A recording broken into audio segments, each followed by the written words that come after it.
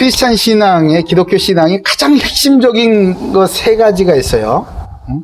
첫째, 하나님께서 말씀으로 온 천지 만물, 우주 만물을 창조하셨다. 이거 첫 번째예요. 그게. 말씀으로 창조하셨다. 믿어지십니까? 나 학교에서 그렇게 안 배웠는데. 학교에서 안 배웠죠. 진화론만 가르치니까. 진화론만 가르쳐서 우리의 사고방식은 진화적 진화론에 딱 맞춰져 있어요. 모든 학문체계나 사고체계가 그렇게. 그래서 제일 먼저 부딪히는, 신앙생활에 제일 먼저 부딪히는 게 하나님께서 말씀으로 천지를 창조하셨다요. 그래서 창세기, 우리 성경책 쫙 피면 이 두꺼운 책에 맨 첫 줄이 뭔지 아세요? 첫 줄? 창세기 1장 1절. 태초에 하나님이 천지를 창조하시니라. 이게 안 믿어지니까 이렇게 두꺼운 책을 우리에게 써서 주신 것 아니겠어요? 안 믿어진다. 무슨 소리야. 우리가 열심히 노력해서 차곡차곡 이렇게 쌓아가야 뭔가 변화가 되고 그러는 거 아니겠어? 라고 하는 거예요. 이게 안 믿어지니까 사람들이 머리로 생각해서 자유주의 신학을 만들어내고 뭐 문서설이니 뭐 이런 복잡한 얘기들을 많이 하는 거예요. 하나님은 우리가 알 수 없다. 불가지론이다. 우리가 건드릴 수 없는 그런 영역이 있는 것이다. 또 신학조차도 유물론적으로 하게 되는 거예요. 그런 이런 사상체계들은요, 기본적인 믿음을 배격하는 신앙의 자세를 가져가는 거죠. 여기에 제가 아주 개인적으로 매우 존경하는 코넬리우스 반틸이라는 이 변증학 자가 있습니다. 변증학은 세상의 논리를 가지고 이 기독교 복음을 증거하는, 세상과 대화를 해야 된다, 이렇게 주장하셨던 이 네덜란드의 이 미국인이었어요. 근데 이분이 뭐라고 하셨냐? 잘 들어보세요. 언약을 파기한 책임을 회피하는 것, 이게 바로 하나님의 말씀으로 창조하셨다, 이것을 부인하는 사람들의 사상이라는 거예요. 응? 언약을 파기한 책임을 회피하는 것. 그러니까 하나님께서 말씀으로 지으신, 말씀으로 천지를 창조하셔, 이것을 부인하는 거란 말이에요. 내 책임을 회피하기 위해서. 그래서 진화론은 하나님의 창조를 부인하기 위해 제출된 사상체계일 뿐이다 라고 이렇게 얘기를 하고 있습니다. 성경은 우리에게 분명하게 말씀하여 주시죠.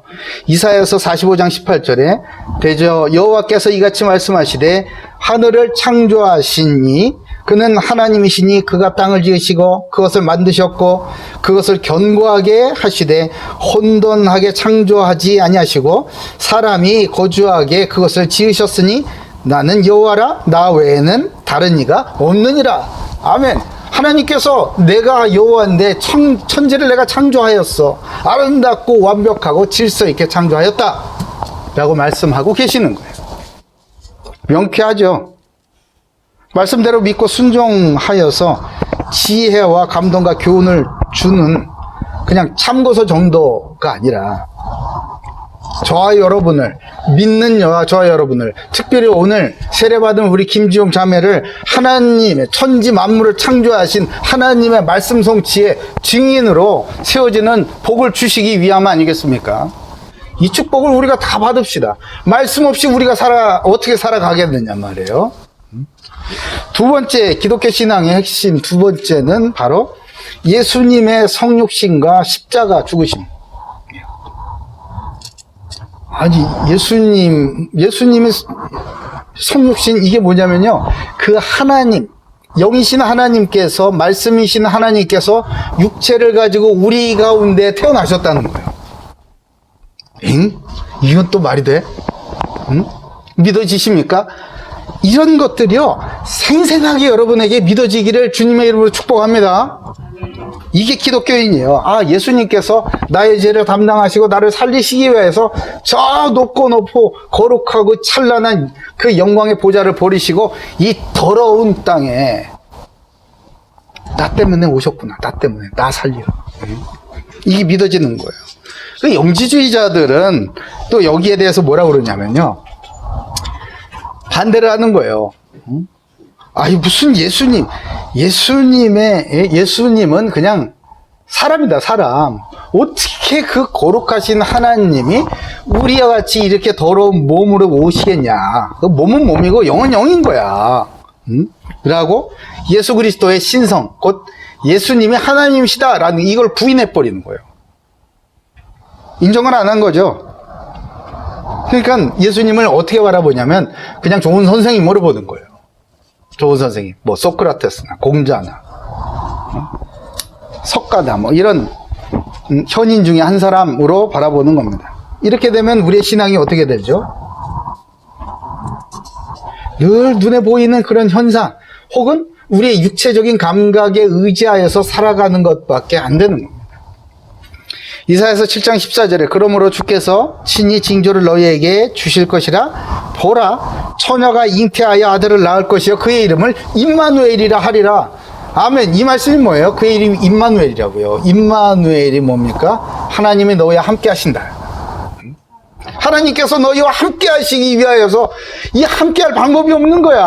하나님께서 몸으로 태어나는 일밖에는. 둘 중에 하나여야지. 예? 우리가 하나님처럼 되든지 아니면 하나님이 우리와 같은 몸을 입고 오시든지 어느 게 가능하겠어요? 예? 여기 앉아 계신 분 중에 하나님처럼 될 수 있는 사람 손 들어봐. 내가 예배 드려줄게. 어? 근데 우리는 그렇게 하고 믿고 살거든. 응? 내가 마치 하나님처럼 내 마음대로 사는 게 그런 뜻이에요. 그런데 하나님께서 그것을 아시거든요. 우리가 하나님처럼 될 수 없다라는 걸 아세요. 만날 수 없음을 알고 계세요. 그러나 하나님은 우리를 너무나 사랑하시기 때문에 만나고 싶고 같이 있고 싶은 거예요.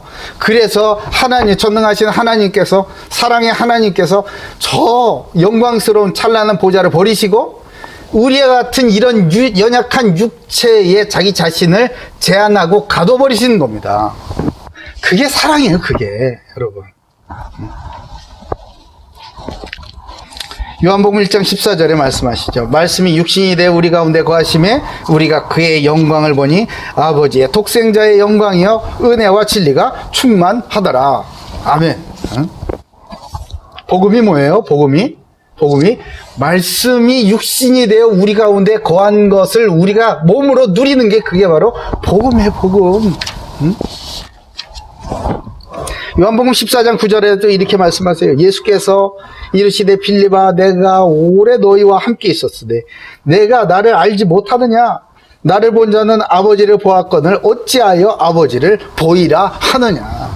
예수님을 만나고 예수님을 믿고 예수님을 내 마음에 영접을 하고 예수님을 내 인생의 주인으로 믿고 따라가고 순종하고 살아가는 그 사람이 바로 임마누엘을 누리고 살아가는 사람이다 이거예요.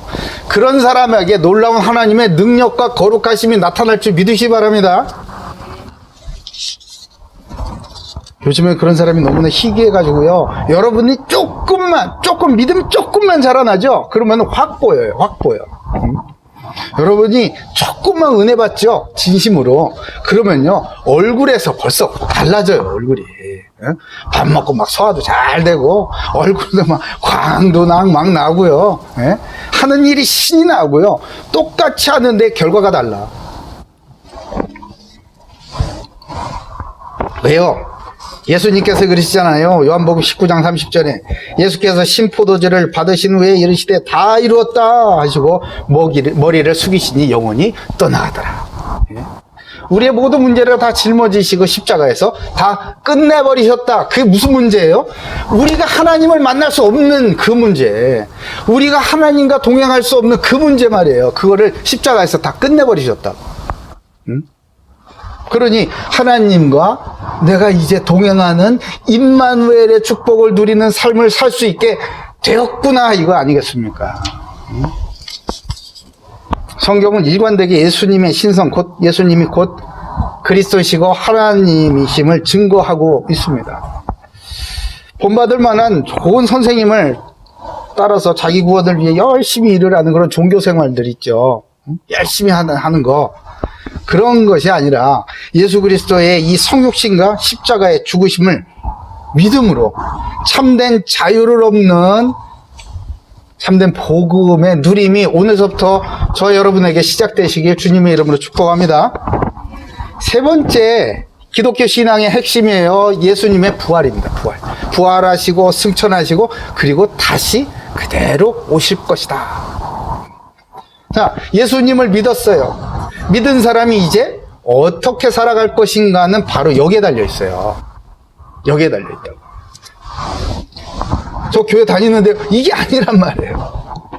그분이 오셔서 우리의 행위대로 심판하실. 행위대로 심판하는 거예요. 여러분 잘 들으셔야 돼요. 네? 구원은 믿음으로 받습니다. 심판은 믿음 안에서 행위대로 심판하는, 너의 행한 대로 심판하신다는 것이 우리 하나님이세요. 그럼 나 믿는다면서 내 마음대로 사는 사람이 한둘이냐고. 그게 정말 믿는 거 맞습니까? 응? 하나님의 말씀으로 천지를 창조하셨고 나 같은 거를 구원하시기 위해서 하나님께서 목숨을 버리셔야 했던 그 참혹한 십자가를 지셨고 그 놀라운 사랑에 힘입고 예수의 생명, 영원한 생명, 구원의 생명을 나한테 주셨음을 증거하시기 위하여서 부활까지 하셔서 우리에게 보이시고 이제 내가 다시 올 것이다. 그 내가 너에게 준 부활의 생명을 가지고 이제 죄를 깨끗하게 씻었고 너를 아무도 죄인이라 부를 자가 없으니 이제 거룩한 인생, 거룩한 삶으로 그리스도의 증인으로 살거라. 이제 내가 나중에 와서 볼 거야 라고 말씀하신 그 약속을 믿고 사는 사람들은요 삶의 자세가 다르다니까. 이거 안 믿는 사람들이 있었어요. 그 당시에 사두개인들. 이 사두개인들이라는 사람들은요 아주 고약합니다. 정말 고약해요. 역사적으로는 BC 한 2세기경 하스모니아 왕조 때 그 사독이라는 사람이 있어요. 사독의 후임을 자처하는 사람들의 후예입니다. 이 사독은 저 아예 더 위로 올라가면요 다윗 그 당시에 제사장 이 역할을 했었던 사독이 있어요. 근데 그 후손들이 우리가 그 사독의 다윗왕 시대에 섬겼었던 제사장들이다. 그 후손이다 라고 하는 자기 어떤 그 제사장직의 정당성과 명분을 앞세우는 그런 종교인들이에요. 사실은 종교적 정치인들이었지. 이 사람들은요 믿지 않아요. 응? 믿지 않는다고. 예배는 드려. 형식적으로 왔다 갔다는 해. 무슨 대단한 자리들은 뭐 대제사장에 무슨 장에 이런 거를 되게 좋아합니다. 그러나 믿지 않아요. 부활도 안 믿어. 천사도 안 믿어. 영혼도 안 믿어. 아무것도 안 믿어요. 사도행전 23장 8절에 보면요 이런 말씀이 있어요. 이는 사두개인들은 부활도 없고 천사도 없고 영도 없다 하고 바리새인들은 다 있다 함이라. 우리 지난번에 공부했습니다. 바울을 두고 막 자기네끼리 교리 논쟁을 하는 거예요. 아니 그러면 부활도 없고 천사도 없고 영혼도 없다 그럼 도대체 이 사람들 뭘 믿는 거야? 이 사람들은 그야말로 철두철미하게 세속적입니다. 교회를 다니는데 세속적인 사람들이 있다 이 말이에요. 영적인 것이 아닌 육적인 것을 심고 거두는 사람들이 이 사두개인 같은 사람들이죠. 종교적인 행사, 자리도 그 어떤 지위에 집착하는 이런 사람들. 그렇기 때문에 영이신 하나님에 대한 두려움도 없고요. 부활 생명을 누린다라는 것이 무엇인지를 모릅니다. 자기가 모르면 되는데 자기가 가진 그 정치적인 또 종교적인 지위를 가지고 부활 생명을 누린다는 사람을 이단으로 정죄하고 배격을 하죠. 생각을 해보세요. 하늘 보좌에 계시다가 성령으로 잉태하셔서 처녀의 몸을 통해 이 땅에 오신 하나님의 죽음의 그런 하나님께서 죽음에서 부활하셔가지고 무덤을 열고 하늘로 다시 승천하셨다. 이게 뭐 그렇게 어려운 일이겠냐고요. 그렇죠? 생각을 한번 해보시자고요. 하나님께서 말씀으로 창조하심과 성육신하심과 십자가에 죽으심과 부활하심이 여러분 오늘 예배 이후에는 확실히 믿어지시기를 주님의 이름으로 축복합니다. 이 세 가지 안 믿어지고 내가 살면서 누리지 못한다면 나 그리스도인이 아닌가? 이렇게 심각한 질문을 좀 던져보셔야 돼요. 왔다 갔다 하면요, 그냥 되어지는 게 아니더라 이 말이에요.